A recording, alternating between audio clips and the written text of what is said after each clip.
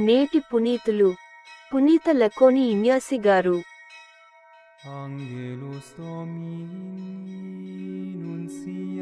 అపోల్లో యేసే మెస్సియా అని లేఖనము నుండి నిరూపించెను.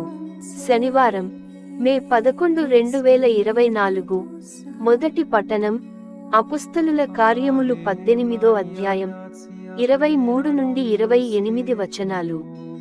పౌలు అక్కడ కొంతకాలము గడిపిన పిదప మరల ప్రయాణమై గలతియా, ఫ్రిగియా ప్రాంతముల మీదుగా పోయి విశ్వాసులందరను దృఢపరచెను.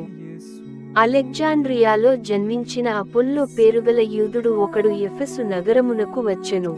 అతడు మంచి వక్త, లేఖనములందు క్షుణ్ణమైన జ్ఞానము గలవాడు.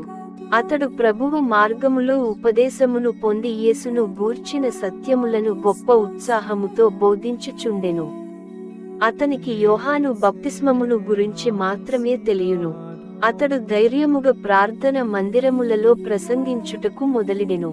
ప్రిసిల్లా, అక్విలాలు అతని బోధన విని అతనిని వారి ఇంటికి తీసుకొనిపోయి దేవుని మార్గమును గూర్చి ఇంకను ఎక్కువగా అతనికి వివరించి చెప్పిరి.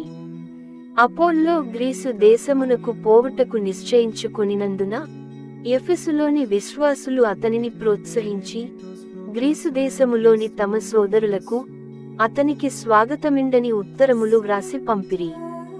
అతడు అక్కడకు చేరి దేవుని దయవలన విశ్వాసులైన వారికి తోడ్పడెను. ఏలన బహిరంగ వేదికలపై చేయబడిన చర్చలలో అతడు తన బలీయమైన వాదములచే యేసే మెస్సియా అని లేఖనముల నుండి నిరూపించుచు యూదులను వాదములందు ఓడించెను.